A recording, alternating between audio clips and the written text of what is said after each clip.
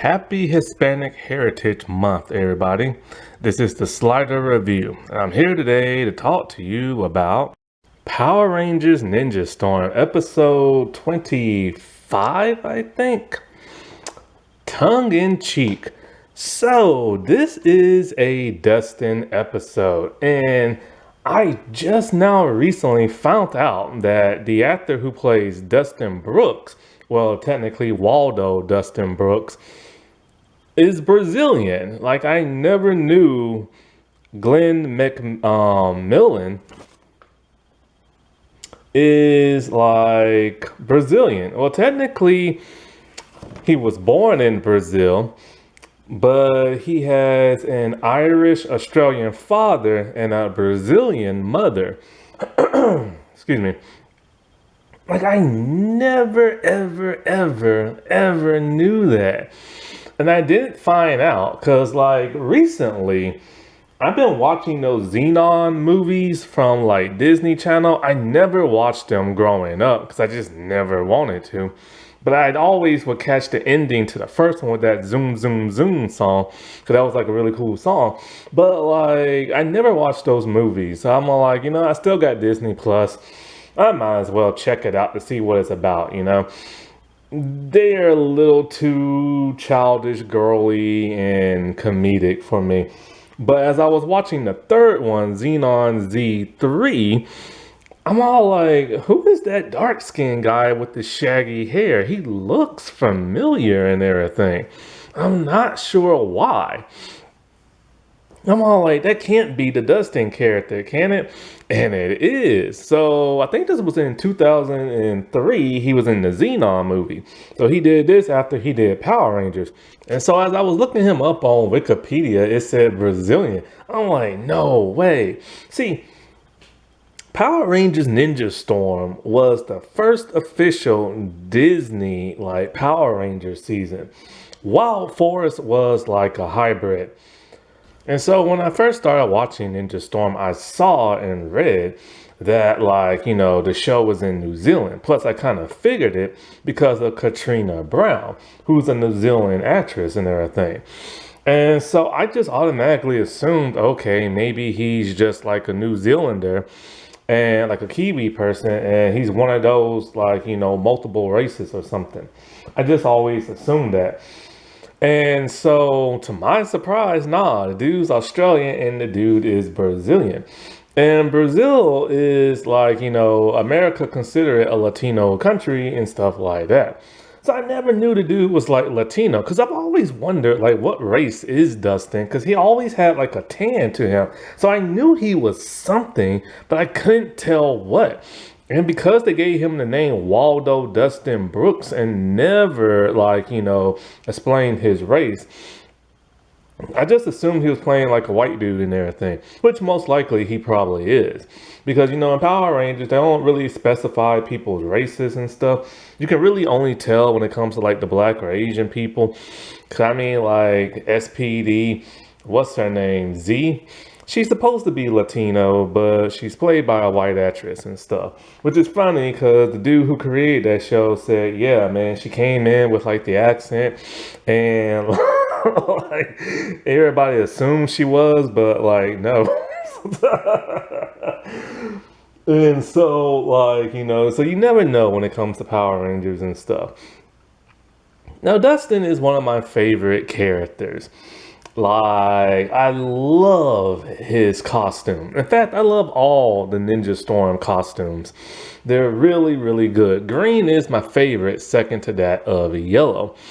And he's the second male Yellow Ranger because all the other ones were like gender bent. Well, most all of them were gender bent to be like, female and stuff. The very first one was actually in Alien Rangers. But yeah, it's like, he is like, the second male Yellow Ranger. And he has a really cool costume. It's a great shade of yellow. The helmet's cool. The whole lion motif. I'm really digging this. I'm still so pissed at Hasbro for like, not making their toy line before they stopped. And the thing about Dustin is that Dustin is like, the goofy character. He's also kind of the dumb character and stuff. Like he's the one who's always like wanting to ride like his dirt bike or motocross bike, I should say. Like, he's always just kind of like dopey, kind of want to have fun. He has that surfer dude type accent, which in that Xenon movie was the first time I heard his real voice. That's what also threw me off. But he's a really nice, lovable guy and everything.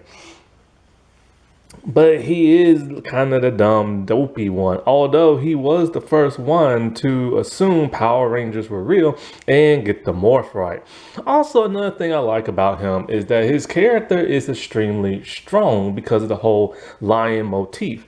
Especially that of his hammer is like really powerful. And his Zord, in my opinion, it's like the backbone of like the Megazord and everything, even though it's just like really just the arm piece and stuff. But I think it's also like the body because Shane is the head and Tori is the arm. So his Zord is mainly the entire Megazord and stuff. And normally they have to use his in order to activate like some type of like projectile weapon. And that's always really cool. So he's always stand out because of that. And so when it comes to that of the actor, he's married, has a kid, and like he studied law and everything. And he studied partially in America for like a transfer. And so he does that, which is really cool. I think he's the second Power Ranger actor to go into like the lawyer type business. And so when it comes to this episode, it's always been one of my favorite episodes. It always had like really good action and stuff. Even though technically it's filmed in New Zealand, I still say American footage. I mean, because it's an American show. It had some pretty good Sentai footage, and it had some really good, like, American choreographed, like, type fights, which I really enjoyed. That's something I used to always love about this season was that, they started to have the Rangers, like, create their own, like, fighting scenes and stuff like that, and then it relied solely on, like, the Sentai. And so, like, I always loved Ninja Storm. It's one of my top like 10 seasons and stuff. It was a really good beginner for like a new era of Power Rangers for Disney. Even though JDF said that the reason why they asked him to come for Dino Thunder is because ratings were slipping, I guess because of like this show. And I can kind of see why. Some people didn't know it went from Fox to like ABC. Also, like, they started to bring back the humor and everything. And this has one of the most slapstickish type humors ever in the Disney era because of the villains. The villains would ham it up.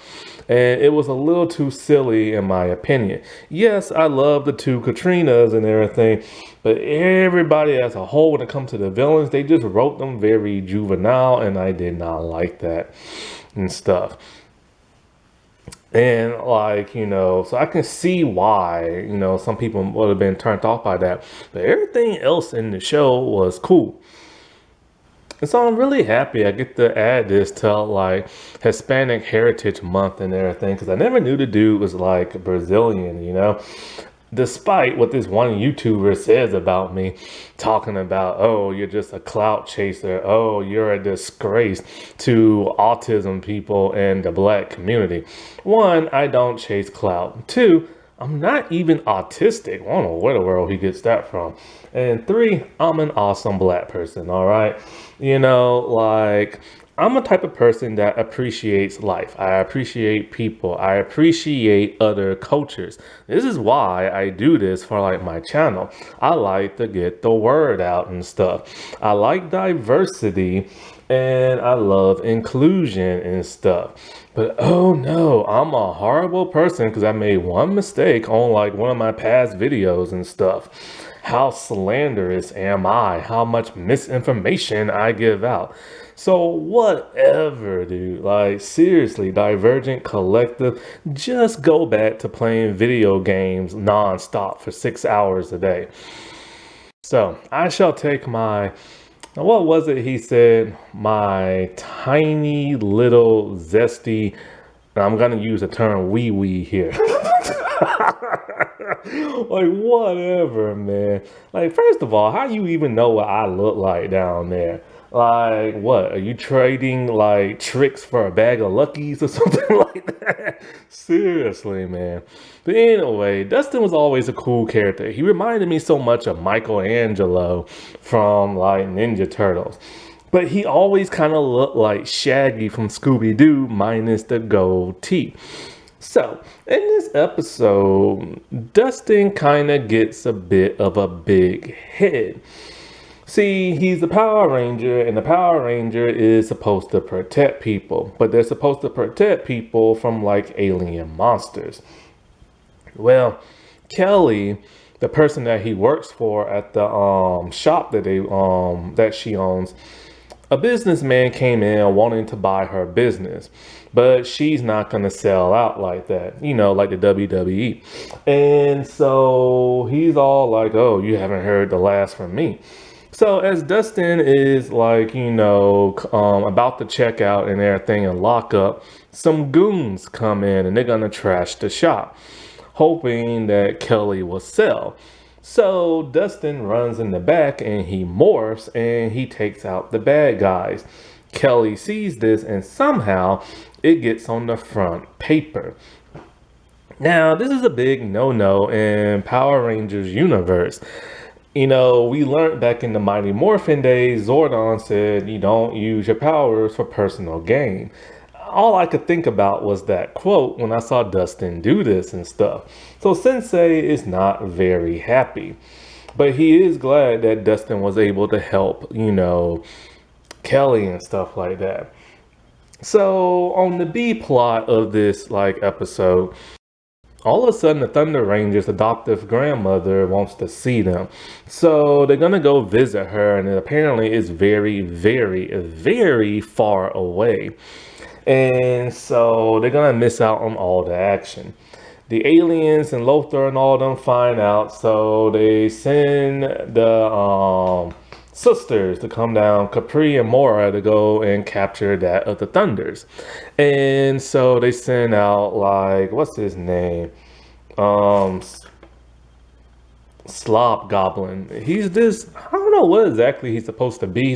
He looks like a Japanese artifact, but he has a big tongue, and when he hits you with it, you just turn into a stamp. He's not the most imposing villain, and he's just a comedic relief villain. This has really started to bug me in the Power Rangers universe because they started to get more comedic, and even the way they look in their design and the way they act was kind of comedic as well. But not as comedic as when they went over to Nickelodeon. But that's the Sentai's problem and stuff. And the American people have to just adhere to it. And so, they take out the grandmother and they pretend to be her, try to capture the Thunder Rangers. So, of course, the sisters, they always bicker and everything. And I just love the two Katrinas, man. How cool is that to have a show where two actresses are named the same thing? And I recognize both of them from I recognize Katrina Divine, I think her name is, from Xena. In the later seasons when Xena had that time jump, and I remember the other Katrina Brown from a couple of other shows, Hercules and Xena, and I remember her from Young Hercules that had Ryan Gosling. I remember her from Filthy Rich. But I didn't get to see her in much because, she's a Kiwi actress and we don't really get their shows on over here. But, we're starting to now because of streaming. And so the Thunders get captured, and that's just that. Meanwhile, back with the others and everything, Dustin is getting very, very popular. If he was to morph, say, during a battle and everything, he has tons of groupies, hanging around and paparazzi and this and that. He has a hard time doing his Ranger stuff. because something happened. I believe it was with Shane. He was trying to impress like a skateboarding scout. And he really wanted to do this really cool trick. And so I think the monsters came down or something like that. So Dustin like morphed and then like, he took care of them. And then in come the groupies and the paparazzi. And Shane missed his opportunity to impress that lady. And so this causes a rift between him and Shane, and not only that, but the other Rangers and stuff. They feel like it's going too much to his head. But the thing about him is that he said for once in his life, he's the popular one and everything, and not just the dopey guy, which I understand that. It reminds me of Randall from Disney Recess. Once he became popular, he just wanted to keep it up.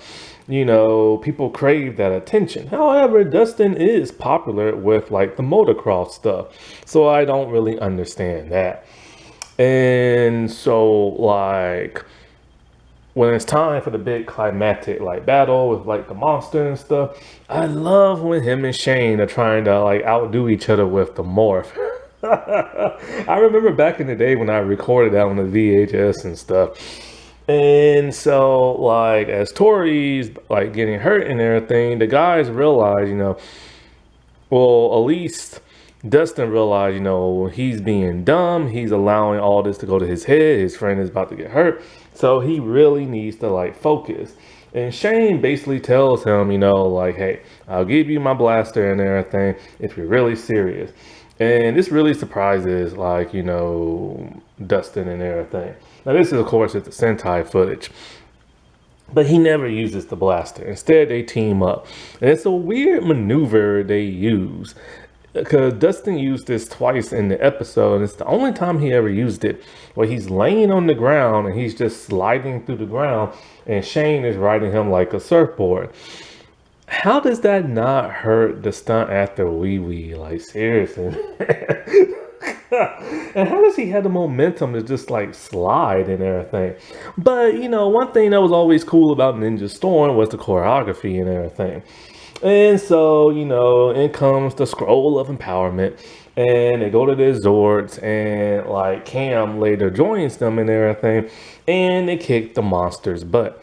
After that, everybody turns back to normal. Blake and Hunter get to see their real adopted grandmother and stuff like that. And Dustin realizes that his 15 minutes of fame are over. The thing I like is like, with him, he realizes that, popularity is not everything. Stardom is not everything. When you have responsibilities in the world, you really should focus on that. Alrighty, well, I'll talk to y'all later. Bye.